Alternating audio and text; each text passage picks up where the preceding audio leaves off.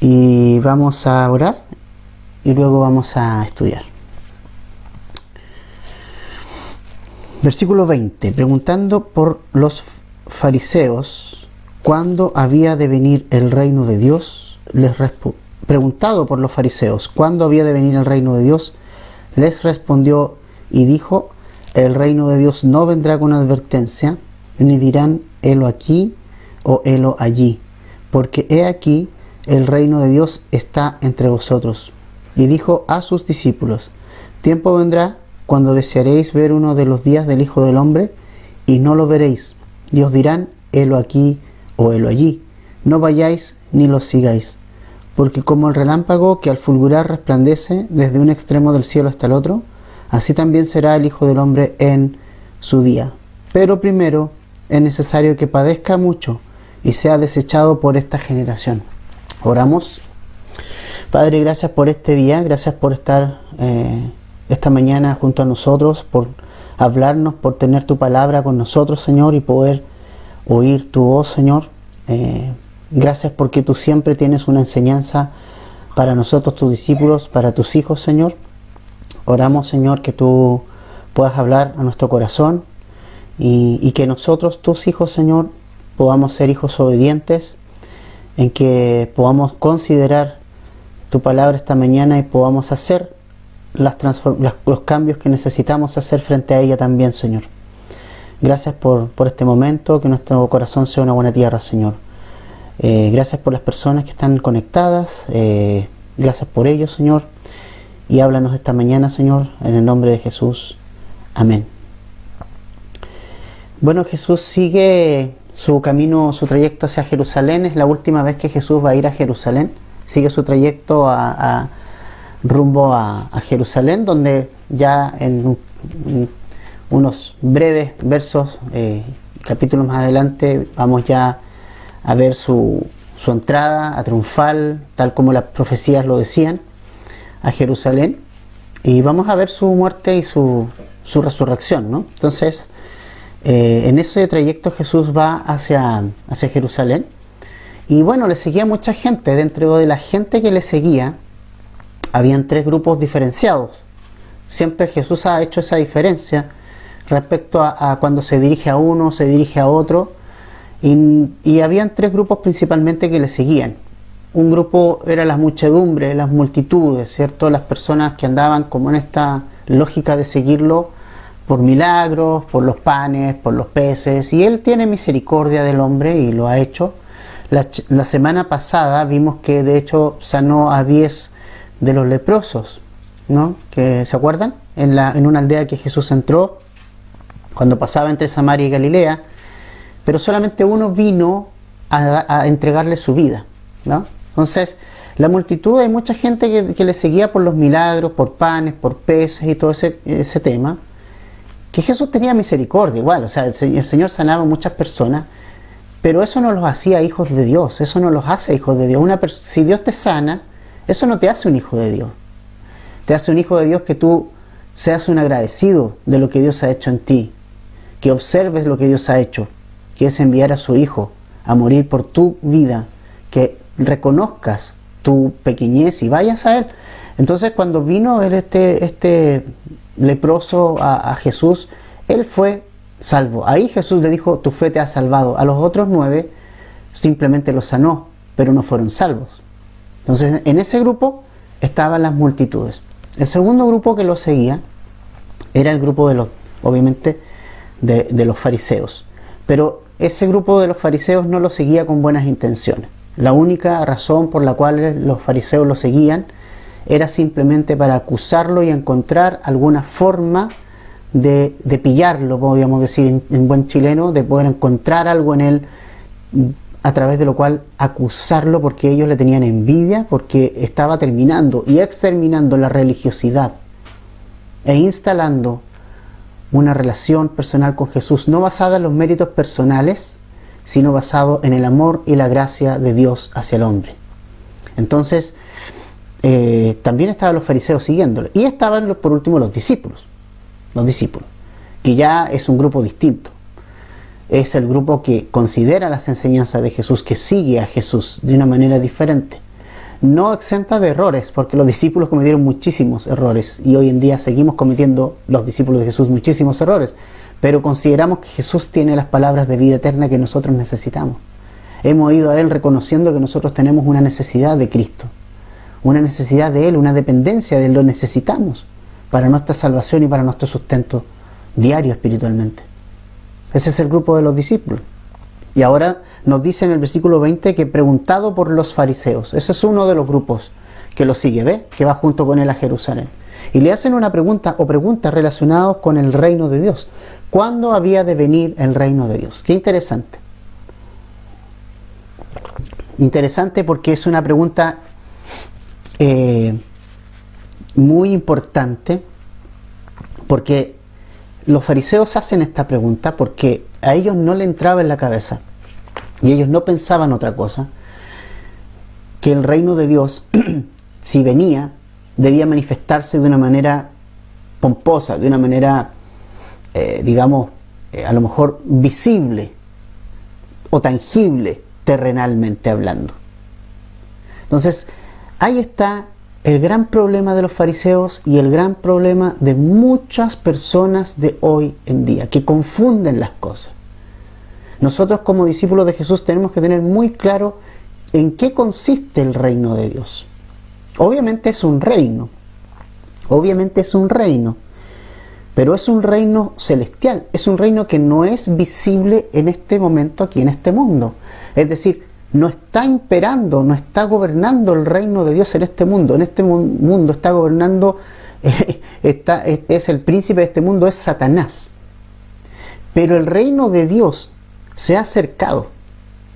Recuerden ustedes que Jesús cuando aparece Juan el Bautista, el mensaje de Juan el Bautista era: arrepentíos y convertíos porque el reino de Dios se acerca. El reino de Dios viene, el reino de Dios se ha acercado.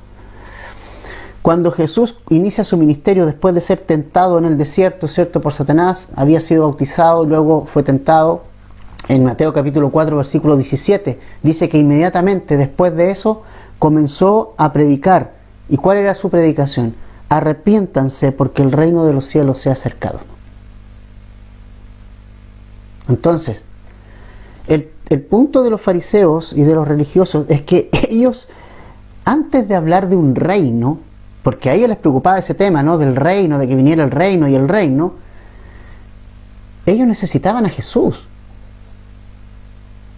Empezar a hablar de reino sin haberle entregado mi vida a Jesús es ilógico. Entonces, a veces la iglesia muchas veces se pierde en esto, se pierde, y nunca tenemos que perdernos ni desenfocarnos, ¿no? Que este reino no es terrenal, por lo tanto nosotros no usamos armas terrenales para esto. Además que el reino de Dios se ha acercado. Mira lo que dice la respuesta de Jesús en el verso 20. Les respondió y dijo: el reino de Dios no vendrá con advertencia, ni dirán helo aquí o helo allí, porque aquí el reino de Dios está entre vosotros. Una respuesta bien interesante de Jesús, y bien fuerte y bien clara. Él está diciendo que el reino de Dios no vino con advertencia. Es decir, el reino de Dios no venía con una pomposidad, no venía con una cosa así como avisada, evidente en la tierra, con una señal importante. Lo que los judíos querían y lo que los religiosos querían y lo que muchos quieren es una señal. Los fariseos andaban buscando señales del reino. A ver, ¿dónde está? Muéstralo. No sé, muestra un rayo del cielo, no sé, alguna cosa, alguna señal. Pero ¿sabes cuál fue la respuesta de Jesús a la gente, a los fariseos que pedían señal y a la generación que pedía señal? Les dijo: señal no les será dada, sino la señal de Jonás. ¿Cuál era la señal de Jonás? Jonás estuvo 3 días y 3 noches dentro de un pez y luego salió, ¿no? La señal de Jonás, es decir, la señal de Jesús muriendo en la cruz y resucitando. Esa es la gran señal de que el reino de Dios se acercó, de que el reino de Dios está en nosotros. de que el reino de Dios está entre nosotros. Y Jesús le dice acá a los fariseos, oye, el reino de Dios está entre ustedes. ¿En quién? En la persona de Jesucristo. En la persona de Jesucristo.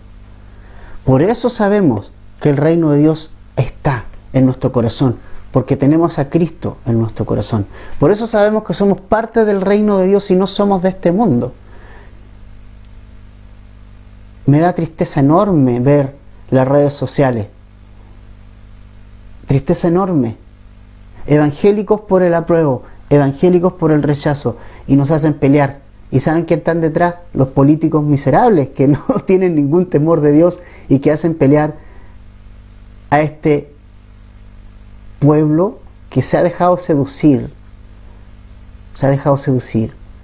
Exactamente por lo mismo que se dejó seducir los fariseos y los religiosos. El reino de Jesús no es de este mundo. Jesús estuvo frente a Pilato, pero antes de enfrentar a Pilato, él mismo en Juan capítulo 8, versículo 23, puedes buscarlo para avanzar. Hay mucho que revisar hoy día, por eso no quiero que busque, anótalo si quieres. Juan 8, 23 dijo lo siguiente: ustedes son de abajo, yo soy de arriba. Ustedes son de este mundo, yo no soy de este mundo. O sea, el reino de Dios se acercó en la persona de Cristo, y Cristo no es de aquí. No tiene nada que ver con este sistema, no tiene nada que ver con el hombre, no tiene nada que ver con el, no hace las cosas como, ni se hacen en el cielo las cosas como a la manera que se hacen en el mundo, para nada. Hay una tremenda diferencia.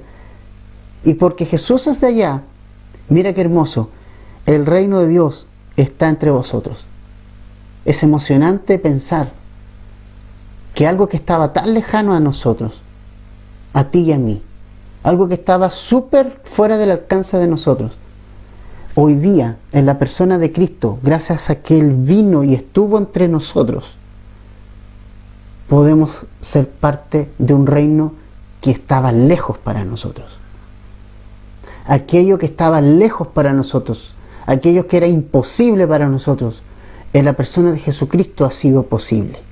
Y es que tú y yo seamos parte del reino de los cielos. Por lo tanto, somos peregrinos, somos extranjeros en este mundo, somos pasajeros en este mundo. Importante. Y cuando Jesús estuvo frente a Pilato en Juan capítulo 18, verso 36, le dijo: mi reino no es de este mundo. Ahí tenía, pero mira, estaba las condiciones perfectas para que Jesús allí diera un golpe de timón. Pilato le preguntó: ¿tú eres rey? Jesús le dijo: ¿tú lo dices porque tú lo crees así o porque te lo han dicho? Y ahí Pilato como que se chorea, se enoja y le dice: tú eres, a ver, tu pueblo te entregó a mí. Y él le dice lo siguiente en Juan 18:36: mi reino no es de este mundo. Primero. Segundo, si mi reino fuera de este mundo, entonces mis servidores pelearían para que yo no fuera entregado a los judíos. Pero ahora mi reino no es de aquí. ¿Por qué pelear por un reino humano? ¿Por qué pelear con armas carnales? Nosotros pertenecemos a un reino celestial, un reino donde las cosas son distintas. Nosotros no somos de aquí, somos de ciudadanos celestiales, ciudadanos del cielo. Y creo que es muy importante centrar nuestras armas en las cosas que nos ha provisto Jesucristo: la oración, el estudio de la palabra. No seas como los fariseos, estaban preocupados del reino, de cómo vendría el reino, y ellos no se recibieron. ¿A quién se los trajo? ¿A quién se los quería traer al corazón? A Jesucristo. Entonces el reino de Dios estaba entre ellos. El reino de Dios estaba entre ellos en la persona de nuestro Señor Jesucristo. O sea, Él trajo el reino de Dios a quien lo quisiera recibir. Él pone el reino de Dios en el corazón de cada uno que lo reciba.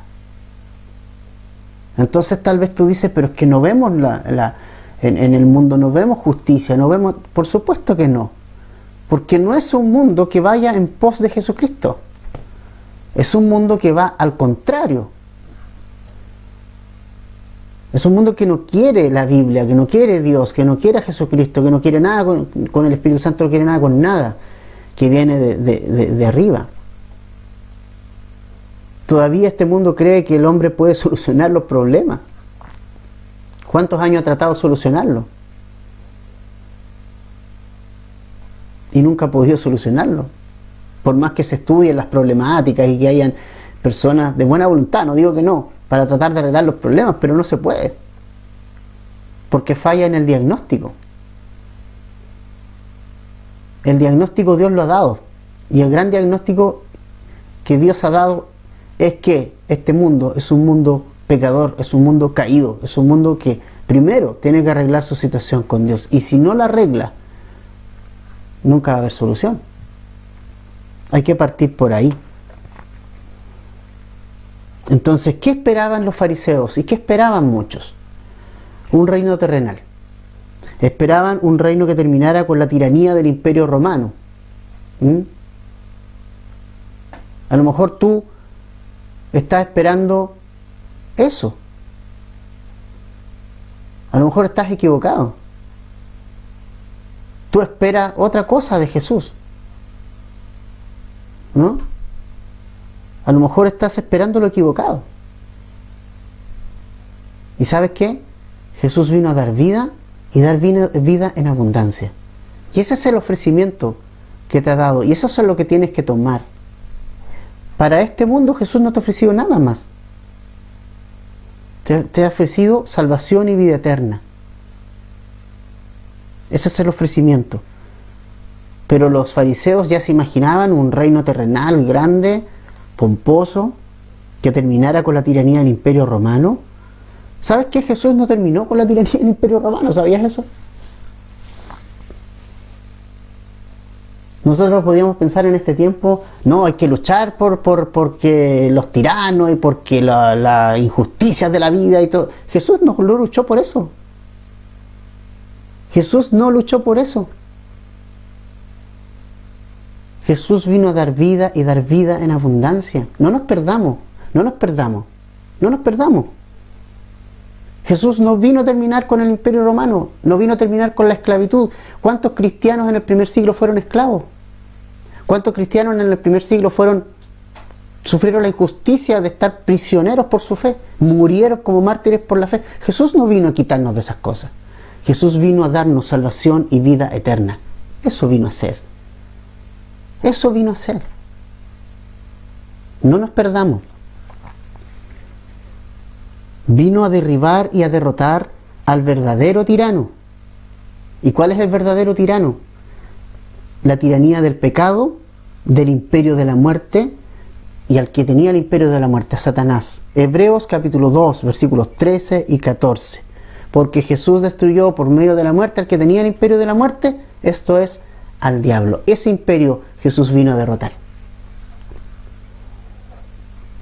Vino a derrotar al imperio de Satanás. Porque ese es el imperio más terrible. Ahora, muchos creen hoy y piensan que el hombre va a cambiar y que puede cambiar. Eso no va a pasar. Eso no va a pasar. Eso no va a ser así. Y yo lamento decepcionarte, amigo, si piensas que si en octubre, ahora, el 25, vas por una u otra opción, que una u otra va a cambiar el mundo. No lo va a cambiar. No lo va a cambiar. No lo va a cambiar. Nada humano va a cambiar este mundo. Pero el reino de Dios es una realidad a cada persona que ha visto este amor. Imagínate lo que significó a Jesús abandonar su reino, abandonar su trono, porque Él es el rey. Cuando Jesús estuvo delante de Pilato, Pilato debería haberle hecho honores a Jesús, porque Jesús era el rey, no Pilato. Hoy sigue siendo Jesús el rey de este mundo, pero el príncipe es Satanás, el que está ahí, tratando de mantener el caos acá abajo. Pero va a llegar un día, y que vamos a ver más adelante, en que Jesús viene por segunda vez a exterminar todo sistema humano, todo sistema humano. Y ahí sí va a venir visible. Ahora, al reino de Dios nadie puede entrar por sí mismo. No puedes inscribirte en el reino de Dios. O no puedes entrar por obras al reino de Dios. Simplemente, como Jesús le dijo a Nicodemo en Juan 3, es necesario que nazcas de nuevo si quieres entrar al reino de Dios. ¿Y cómo se hace eso? Poniendo mi fe en la obra completa de Jesús. Primero entendiendo que tú eres un pecador. Eso es lo primero que tienes que entender. Lo segundo, entendiendo que Dios proveyó para mi perdón de pecados a través del sacrificio de Jesús en la cruz. Y creer, poner mi fe en Él para mi Salvador, como mi Salvador. Entonces, así el Señor hizo todo para que entráramos al reino del cielo por medio de la fe. Pero ¿qué pasó con los fariseos entonces? Bueno, es triste porque la gente, en general Israel no recibió ese regalo. Ellos esperaban otra cosa. La misma gente que le aclamaba, le aclamó cuando entró a Jerusalén, ¿cierto? Aquí viene Jesús, ellos pensaban probablemente que iba a pasar otra cosa. Pero resulta que Él murió en la cruz y resucitó el tercer día después. Eran cosas que la gente no esperaba. Pero eso vino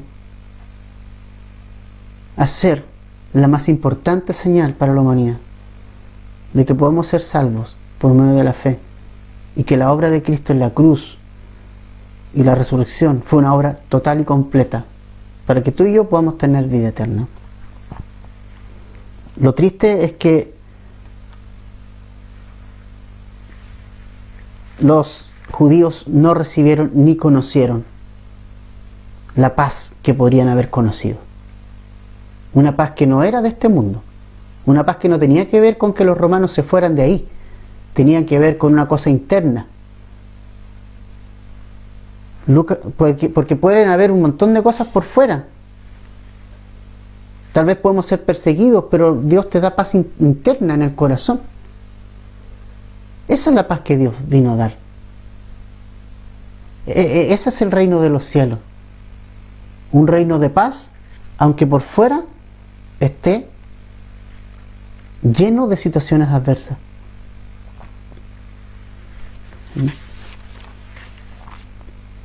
Ahora,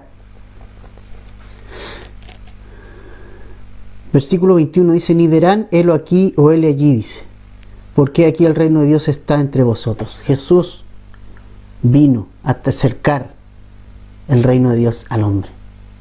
En la persona de Jesús nosotros podemos ser parte de este reino. Ahora mira el 22, ahora cambia de oyente, se dirige hacia los discípulos ahora. Dice: y dijo a sus discípulos: tiempo vendrá cuando desearéis ver uno de los días del Hijo del Hombre y no lo veréis. Y os dirán: helo aquí o helo allí, no vayáis ni lo sigáis. Porque como el relámpago que al fulgurar resplandece desde un extremo del cielo al otro, así también será el Hijo del Hombre en su día.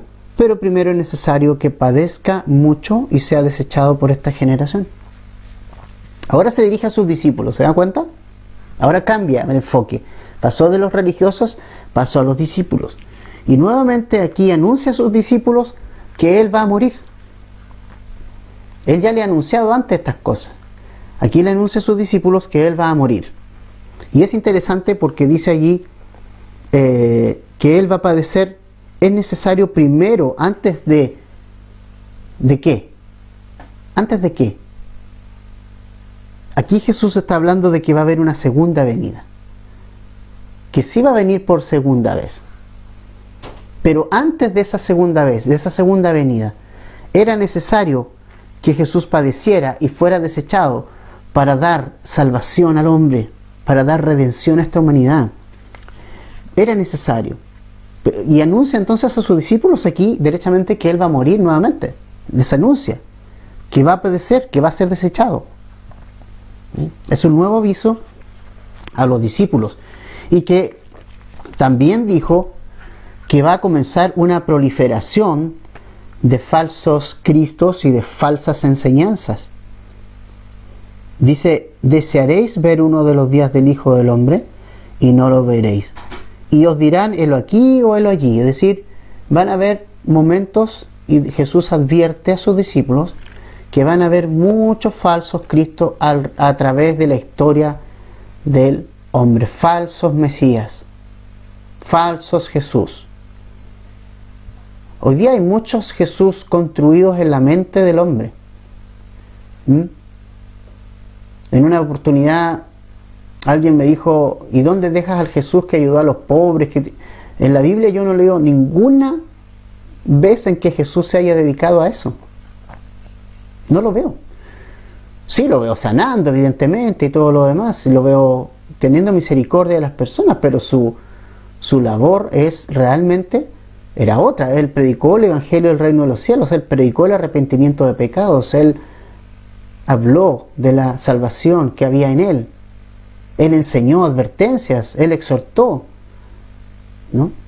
Entonces es interesante cómo la gente se arma una idea de Jesús, pero nunca ha leído la Biblia en su vida. Entonces, qué importante es eso. O sea, si tú la idea que tú tienes de Jesús viene de tu propia percepción, viene de tu propia idea, de lo que algún amigo te dijo, o de lo que a lo mejor algún familiar también te comentó, o viene de la fuente oficial, que es la Biblia. ¿De dónde viene? Es importante que te hagas esa pregunta. ¿De dónde viene tu idea de Cristo? ¿De dónde viene tu idea de Jesús? Si tu idea de Jesús no viene de la fuente autorizada, es una idea equivocada. Y la fuente autorizada para hablar de Jesús es esta. Es su palabra, porque Él mismo dijo que así era. Cada vez que Él habló de sí, dijo, es necesario que se cumplan las Escrituras. Cuando Él habló a algunos discípulos que iban camino a Emaús, después de su resurrección, de su muerte y su resurrección, después de su resurrección, que iban tristes esos discípulos, Él los llevó a este libro para hablarles de Él. Y desde Génesis en adelante, pasando por los Salmos y los profetas, les habló las cosas que estaban escritas de Jesús en este libro. Por lo tanto, este libro, según el propio Jesús, es la única fuente autorizada para hablarte de Jesús. Entonces te vuelvo a hacer la pregunta, ¿de dónde viene tu idea de Jesús? ¿De dónde vienen tus ideas de la segunda venida, de tus ideas de la escatología? ¿De dónde viene? ¿Viene de alguien de un video chanta que sale por internet? ¿Viene de un consejo de alguna familiar o amigo? ¿O viene de la fuente autorizada? Si no viene de la fuente autorizada, estás siendo engañado. Porque si este libro no es suficiente para ti, eres candidato a ser engañado. O engañada, estúdialo. No dejes que otro estudie la Biblia por ti. Ahora, van a haber muchos falsos cristos. Y de hecho, en la historia han habido numerosos casos de, por ejemplo, de gente que ha dado fechas, por ejemplo, para la segunda venida del Señor. George Miller, un conocido predicador que salió de los bautistas, pero que después formó como su propia secta, y que para los cuales, por ejemplo, para el adventismo del séptimo día, George Miller es un tremendo hombre. Bueno, han de saber que ese hombre dio una fecha para la segunda venida de Cristo. Él dijo que entre el 21 de marzo de 1843 y el 21 de marzo de 1844, Jesucristo iba a venir por segunda vez. Y él llamó y instó a todos sus seguidores, miles de personas, imagínate, se creyeron ese cuento. por falta de esto. Por falta de esto. Nada más que por falta de esto. Siguieron su enseñanza y finalmente no pasó absolutamente nada. Después tuvo que inventar una historia que también inventó Ellen White, que fue una de las también seguidoras de este hombre, que también es una de las maestras del adventismo, hablando de que no, que en realidad lo que había pasado fue que Jesús pasó desde el lugar santo al lugar santísimo. O sea, toda una cosa rara, para finalmente no asumir de que estuvieron en un tremendo error, porque nadie sabe ni el día ni la hora en que Jesús viene por su iglesia.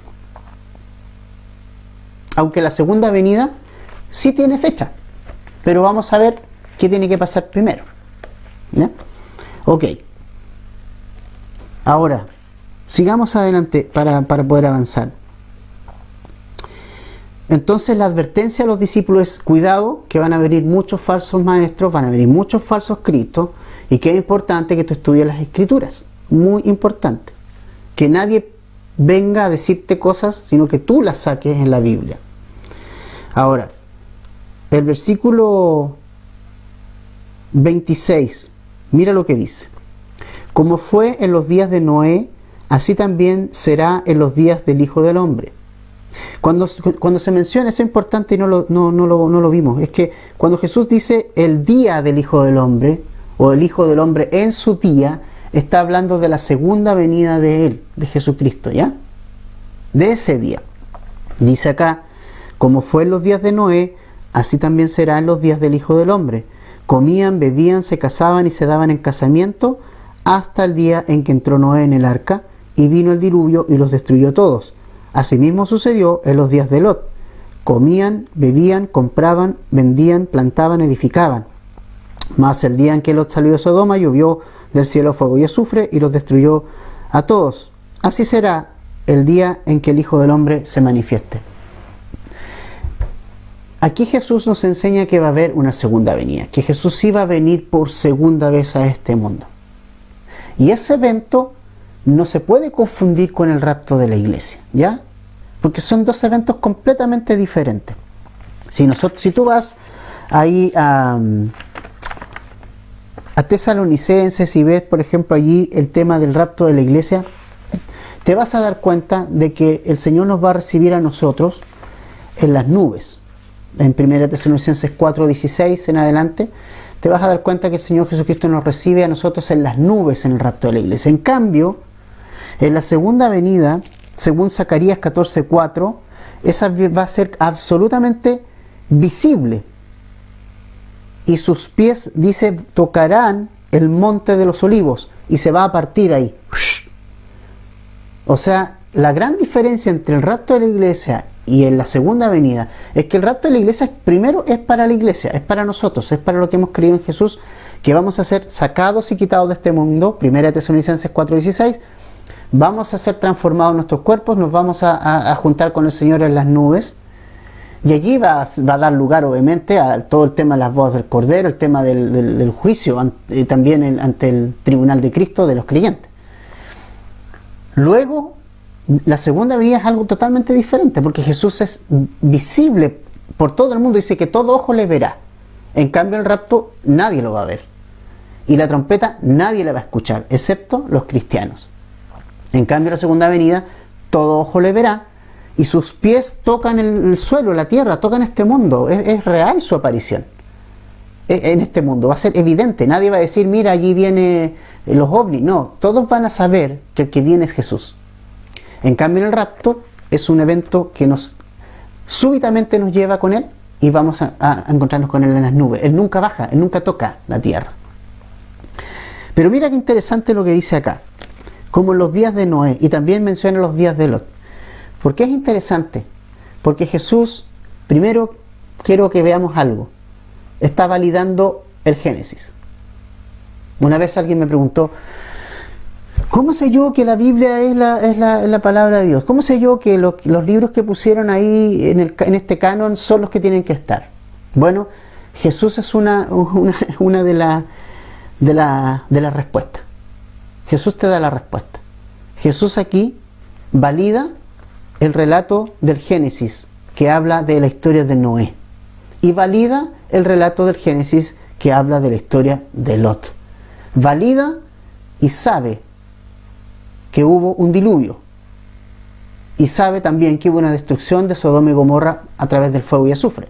Jesús valida el relato del Antiguo Testamento y del Génesis. Así es que Jesús mismo nos está dando la respuesta de que el Génesis es real, del versículo 1 en adelante, y que la Biblia es creíble. Jesús mismo nos está llevando a una historia que está escrita en las Escrituras, en el Génesis. Así que eso como primera cosa. Segundo, que van a ser estos días previos a la venida del Señor, previos. Podemos pensar que también es aplicable a los días previos al rapto, ¿no? Sí, también podríamos pensar que es aplicable a eso. Que van a ser como los días de Noé. ¿Y cómo eran los días de Noé? Primero, solamente te voy a dar el pasaje, Génesis 6. Primero, los días de Noé, había un crecimiento explosivo de la población. Explosivo. Había una gran explosión demográfica, y eso lo ves en el versículo 1 del capítulo 6 de Génesis. En segundo lugar, había inmoralidad sexual. Génesis capítulo 6, versículo 2. Tercero, extremada violencia. Génesis capítulo 6, versículo 11. ¿No son estas tres cosas las mismas que están ocurriendo en nuestros días? Hay una explosión demográfica como nunca. El mundo, de hecho, la ONU está preocupada de eso. Ellos quieren tener menos gente en el mundo. Pero hay una gran explosión demográfica de este último siglo. Hay una inmoralidad sexual creciente, donde a lo bueno se le llama malo y a lo malo se le llama bueno. Y hay una excesiva violencia en todo. Hoy día tú no puedes pensar diferente a nadie. Si tú piensas diferente a una persona, la otra persona se pone agresiva. Mira las redes sociales. De la abundancia del corazón escriben los dedos en las redes sociales. Por eso también tienes que tener cuidado tú, hermano, familia, tenemos que tener cuidado con eso. La versión ultra contemporánea debería decir eso, ¿no? De la abundancia del corazón escriben los dedos en las redes sociales. Hay extremada violencia. ¿Y cuál era el punto? Mira lo que dice Jesús aquí. Dice que los días de Noé comían, bebían, se casaban y se daban en casamiento. Ahora, no hay nada de malo en las cosas que Jesús describe ahí. O sea, no hay nada de malo, y el punto no es que yo no pueda comer, que no pueda beber, que no pueda casarme o qué sé yo. No significa eso. Lo que Jesús está diciendo aquí es que la gente en los días de Noé vivía como si nada fuera a ocurrir, ignorando que venía un juicio. Iba a venir un diluvio, un juicio enorme sobre la tierra, donde iba a desaparecer todo vestigio de vida humana, salvo Noé y su familia. Pero la gente vivía como si no fuera a pasar nada. Y es interesante esto, porque ¿cómo vive la gente hoy día? ¿Cómo vive este mundo? Es la misma filosofía de los días de Noé. Comamos, bebamos, que mañana viviremos. Pero ¿sabes qué? Lo triste es que hay cristianos viviendo bajo esa misma filosofía hoy en día. ¿Cómo puedes vivir como si no fuera a pasar nada mañana? ¿Tú sabes que viene un juicio? ¿Tú sabes que viene la gran tribulación? ¿Que viene el juicio de Dios a este mundo? ¿Sabes eso? Como cristiano lo tienes que saber. Que los 7 años de gran tribulación es la ira de Dios derramada sobre este mundo. Por eso la iglesia no va a estar. Porque no es una ira de Dios focalizada en un grupo, no. Es la ira de Dios derramada sobre el mundo entero y la humanidad entera. Por eso la iglesia no puede estar. Por eso la iglesia se saca. Porque nunca el justo en la Biblia pagará por el injusto. Entonces, también nos dice la Escritura que no nos ha puesto Dios para ira a su iglesia, sino para salvación. Pero mi pregunta es, hermano, ¿Cómo estás viviendo tu vida cristiana? ¿Estás consciente de que viene un rapto y que está ahí, está a las puertas de ocurrir? ¿Tienes en tu conciencia, en tu corazón, en tu mente esta idea? ¿Sabes eso? A lo mejor lo sabes intelectualmente, pero si tú supieras y pudiéramos pensar que el Señor viene pronto, ¿verdad? De verdad. Puede ser hoy día, puede ser después del estudio, puede ser en medio del estudio, puede ser a la noche, puede ser 2 semanas más o 2 años, pero viene un juicio a este mundo. ¿Y estás preparado? ¿Cómo estás viviendo tu vida? El gran problema de los días de Noé no era que la gente comiera, que se casara, no era ese el problema. Era el problema que hacían y se veían sus vidas normales totalmente despreocupados de que iba a venir un juicio. Que iba a venir algo que iba a destruir completamente al hombre. Y tuvieron 120 años de predicación silenciosa de un Noé que a pesar de las burlas probablemente que recibió, seguía construyendo un arca, y su familia también al lado apoyando y creyendo en eso, creyendo en la promesa de Dios. 120 años de gracia, 120 años de misericordia que Dios tuvo, y nadie más dijo, oye, sí, la verdad es que va a ser realidad el diluvio, mejor no es, ¿qué tengo que hacer para entrar? ¿No? Hasta el día en que entraron todos en el arca. ¿Y saben quién cerró la puerta? No la cerró Noé. El relato del Génesis dice que Dios cerró la puerta. ¡Pah! Y nadie más pudo entrar. Cristiano, a ti te hablo. ¿Cómo estás viviendo tu vida? Y sabes que me da tristeza porque, mira, si no aprendemos con la pandemia, no aprendemos nunca, porque esta pandemia, nadie la tenía en cuenta, nadie la tenía como algo que iba a ocurrir, nos pilló todos de sorpresa, ¿verdad? Pero sabes que he escuchado a muchos cristianos decir, que termine luego para poder viajar, que termine luego para poder hacer las cosas como antes, para poder, no sé, ir a los restaurantes y hacer esto y hacer otras cosas. Ahora, no estoy diciendo, y no quiero que se interprete mal la Escritura. Cristo no está en contra de que hagamos esas cosas.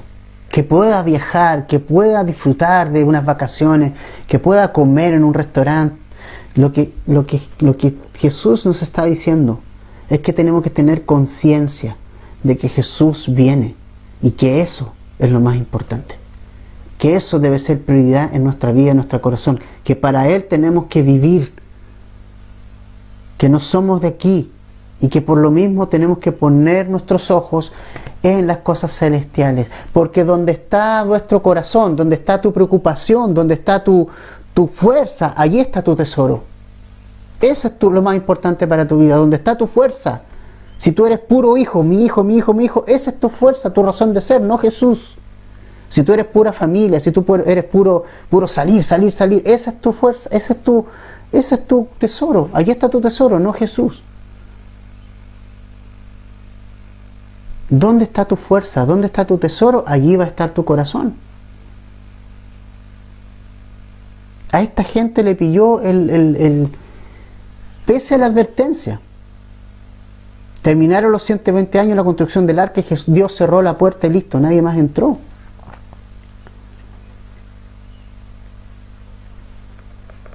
¿Para qué quieres libertad? ¿Para qué quieres que termine la pandemia? ¿Para seguir viviendo igual sin Dios? A expensas de Él, haciendo la vida que tú quieres hacer, no considerando a Jesús. ¿Para qué quieres que termine la pandemia? ¿Para qué? Si vas a seguir considerando que el congregarte no es lo más importante, que el ver a tus hermanos no es lo más importante, que estudiar las Escrituras no es lo más importante, que orar no es lo más importante, entonces ¿para qué quieres que termine? ¿Para seguir viviendo tu vida lejos de Dios? Dios te está llamando a estar a cuentas con Él. Son tiempos muy difíciles, pero no seas como los hombres de los días de Noé. Segundo ejemplo, como en los días de Lot. Vamos avanzando. Lo mismo. ¿Cómo eran los días de Lot? ¿Qué pasó en los días de Lot? Iba a venir un juicio también. En los días de Lot iba a venir un juicio, iba a ser consumida Sodoma y Gomorra a través del fuego y el azufre caído desde el cielo. Otra vez Jesús le está dando validez a ese relato y nos dice que ese relato fue real, no fue ningún mito. Entonces, ¿cuál era el problema y cómo eran los días los días de Lot? También, fíjate tú, se repite: comían, bebían. Ahora se le agregó: compraban. Muy propio de nuestros días, ¿no? Con abstinencia de poder ir a la tienda. Y te vuelvo a decir, son cosas que no son malas en sí. Jesús no nos está enseñando que no tienes que comprar, que no tienes que ir a un restaurante, que no tienes que salir. No es eso. Quiero poner lo que Jesús nos está enseñando, te lo quiero transmitir. Lo que Jesús nos está enseñando nuevamente. Que la vida de la gente, mira, plantaban, vendían, es decir, hacían las cosas como si nunca hubiera ocurrir un juicio. Y nuevamente aquí va a venir un juicio que iba a quemar a toda Sodoma y a toda Gomorra. Entonces, hermanos, tenemos que estar conscientes de que va a venir un juicio de este mundo. Y ese juicio se va a desatar una vez que Jesús lleve a su iglesia con Él, porque nosotros no estamos puestos para juicio. Entonces, si tú no has entregado tu vida a Jesús, está la oportunidad y todavía está la puerta abierta, no se ha cerrado a la gracia. Todavía estamos en la época de la gracia, todavía puedes venir a Cristo. Él va a perdonar tus pecados, Él te va a salvar, Él te ama. Y Él te va a rescatar de este juicio venidero. Pero no sigamos viviendo. ¿Y sabes qué? ¿A quién? Esto se lo enseñó a sus discípulos, ojo, a sus discípulos. O sea, hey, discípulos míos, tengan cuidado, no se dejen engañar. Y segundo, no vivan descuidando sus vidas espirituales. No vivamos descuidados de nuestras vidas espirituales, no descuidemos nuestra vida espiritual porque el Señor está a las puertas.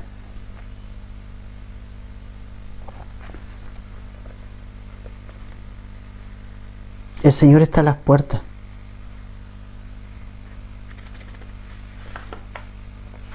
Ahora, hay un ejemplo más que es importante para nosotros.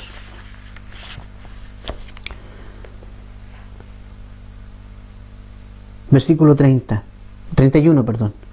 En aquel día, el que esté en la azotea y sus bienes en casa no descienda a tomarlos, y el que en el campo asimismo no vuelva atrás. Acordaos de la mujer de Lot. Todo el que procure salvar su vida la perderá, y todo el que la pierda la salvará. La Biblia nos da un ejemplo clarísimo en la persona de la mujer de Lot. Y nos dice Jesús que nos acordemos de ella. Eso es algo que Jesús nos está enseñando a nosotros, a los discípulos, que tenemos que recordar el caso de la mujer de Lot. ¿Y qué le pasó a la mujer de Lot? ¿Qué sucedió con la mujer de Lot? Esa historia está en Génesis capítulo 19, puedes verlo ahí. ¿Qué pasó específicamente con la mujer de Lot? Puedes leer Génesis 18, Génesis 19. Cuando fueron sacados Lot y su familia, porque es muy importante, ¿ves? Cuando Dios enjuicia una ciudad, nunca ha dejado a sus hijos ahí. Lot y su mujer y su familia fue sacada de allí. Cuando venga la gran tribulación, cuando venga la tribulación y Dios manifieste su ira no sobre un espacio limitado, no, sobre el planeta completo, Dios va a sacar a su iglesia del planeta. Bueno, ella miró hacia atrás. O sea, mira, ¿puedes pensar eso? Mira lo que pasó. Esta mujer miró hacia atrás. ¿Por qué miró hacia atrás? Porque su corazón estaba en Sodoma. Ella escuchó la instrucción de Dios. La instrucción de Dios en Génesis 19:17 era: corre, huye hacia adelante, mira hacia adelante, no mires atrás. La instrucción, y puedes anotar el pasaje, Génesis 19:17, era súper específica: no mires atrás, no mires atrás. Y ¿sabes qué? Y por eso es interesante que ahora Jesús nos diga que a nosotros, los cristianos, nosotros hoy, los discípulos de Jesús, tenemos que considerar y tenemos que acordarnos de este caso. Porque ella miró para atrás, ¿y qué le pasó? Ahí quedó, congelada, en estatua de sal. Y no volvió a hacer más. Porque su corazón estaba atrás, por eso miró para atrás. Porque ella echó de menos su vida antigua, ella echó de menos todas las cosas que le tenía este mundo. Fue la mirada hacia atrás lo que terminó con la vida espiritual de esta mujer. Hermanos, cuando tú miras las cosas de este mundo, eso va a terminar y exterminar tu vida espiritual. Para esta mujer era más importante la vida que dejaba atrás que la nueva vida en Cristo que venía por delante.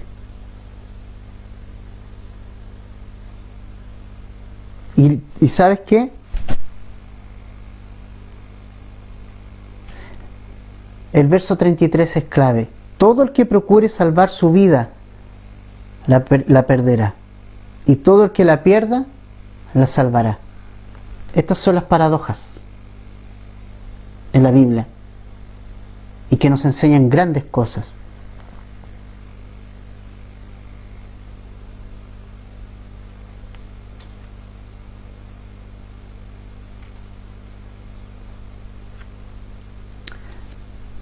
Entonces, hermanos, familia,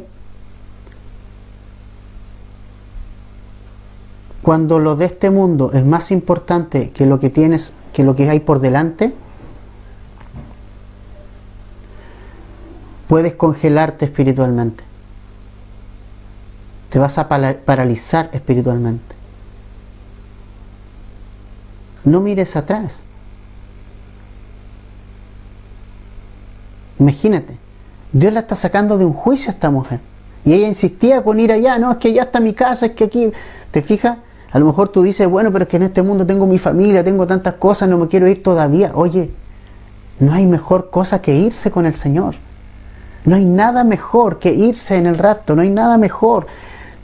Mira, honestamente, los primeros segundos de vida en el cielo, los primeros segundos, cuando abramos nuestros ojos y vivamos el primer segundo de vida en el cielo, te vas a dar cuenta que tontos fuimos de aferrarnos a este mundo. Honestamente, ¿dónde está tu corazón? ¿Dónde están tus ojos puestos? No mires atrás. Entonces, el mirar las cosas de este mundo te van a impedir que puedas ver las cosas celestiales. No puedes tener ojos para lo de atrás y a la vez para lo de adelante. Pablo dice que lo de atrás tenemos que olvidarlo y tenemos que extendernos a lo que está adelante. El juicio viene a este mundo, viene, y muy pronto,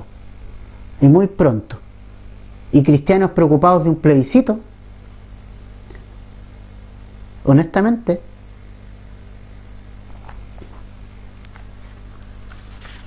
Versículo 34. Os digo que en aquella noche estarán dos en una cama, el uno será tomado y el otro será dejado. Dos mujeres estarán moliendo juntas, la una será tomada, la otra será dejada. Dos estarán en el campo, el uno será tomado y el otro dejado. Y respondiendo le dijeron, ¿dónde, Señor?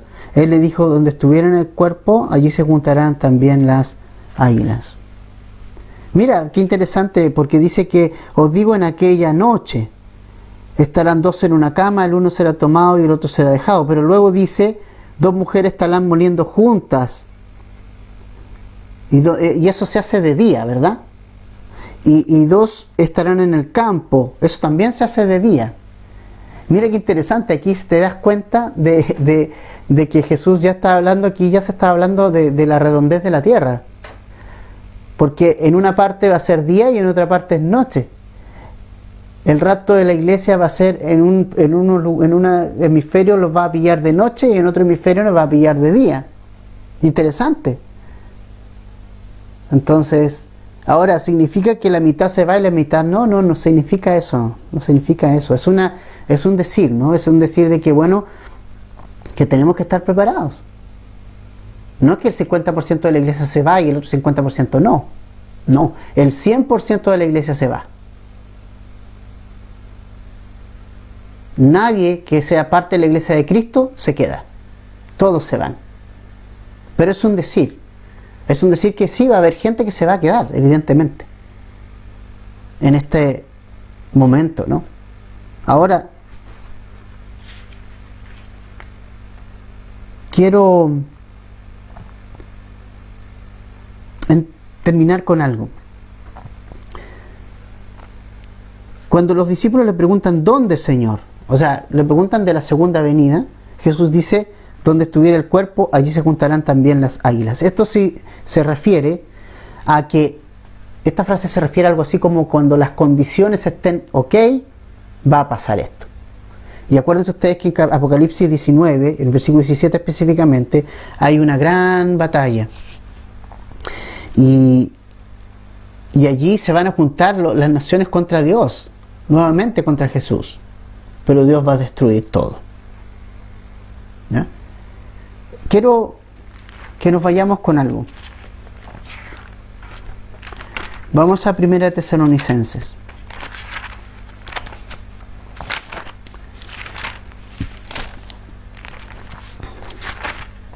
Bastante fuerte la enseñanza de Jesús hoy, pero ese también es Jesús. Vamos al versículo 16 de 1 Tesalonicenses 4.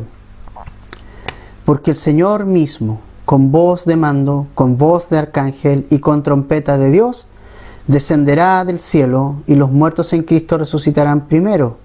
Luego nosotros, los que vivimos, los que hayamos quedado, seremos arrebatados juntamente con ellos en las nubes para recibir al Señor en el aire, y así estaremos, note bien, siempre con el Señor. Por tanto, alentaos los unos a los otros con esta palabra.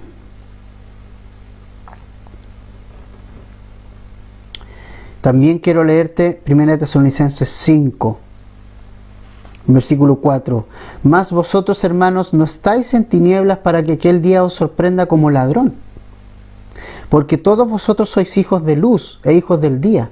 No somos de la noche ni de las tinieblas. Por lo tanto, no durmamos como los demás, sino velemos y seamos sobrios.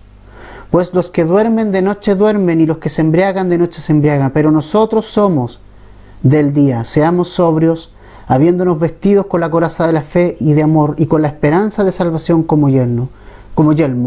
Porque no nos has puesto Dios para ira, sino para alcanzar salvación por medio de nuestro Señor Jesucristo, quien murió por nosotros, para que ya sea que velemos o durmamos, vivamos juntamente con Él. Por lo cual, animaos unos a otros y edificaos unos a otros, así como hacéis. ¿Para quién estás viviendo? ¿Dónde está tu corazón? ¿Qué es lo primero que quieres hacer cuando termine la pandemia? ¿Seguir viviendo tu vida normal o quieres realmente prepararte? ¿Quieres edificarte unos a otros, animar unos a otros con tus hermanos, así como lo hacéis? O a lo mejor no lo estás haciendo. Yo te invito a hacerlo. Todos los viernes tenemos oración a las 9 por Zoom, que podemos animarnos, ahí podemos conversar otras cosas, incluso podemos preguntar dudas, y son tiempos necesarios. Hay espacios para hacer cosas. Privilegiemos, prioricemos y aprendamos de la mujer de Lot a no mirar atrás. Viene un juicio, el gran juicio, digamos, la ira de Dios derramada sobre este mundo a través de en la tribulación, esos 7 años. Pero no estamos puestos para ir a la iglesia. El Señor nos va a sacar antes. Ahora, si tú estás lejos de Dios, si tú estás viviendo una vida pecaminosa y te fuiste de Dios, tú te alejaste, porque Dios no se aleja de nadie, Es el momento de volver, amigo. Es el momento de volver. Y tampoco quiero que suene como amenaza, porque Jesús no lo está diciendo en tono de amenaza. Simplemente Él está exhortando, animando a que las personas, nosotros, podamos aprender de esto. Que aprendamos que no podemos mirar para atrás y que tenemos que mirar hacia adelante. Que aprendamos que no podemos conformarnos a este mundo viviendo y siguiendo lo que sigue todo el mundo, sino que nuestra mirada y nuestro corazón tiene que estar puestas en las cosas celestiales. Jesús te está esperando, ven a Él. Y si tú no eres creyente, también Jesús pagó por ti y no quieres que entres en esta gran tribulación, no quieres que entres en este juicio. Él dio su vida para que justamente todo el que en Él crea no se pierda, sino que tenga vida eterna. ¿Oramos?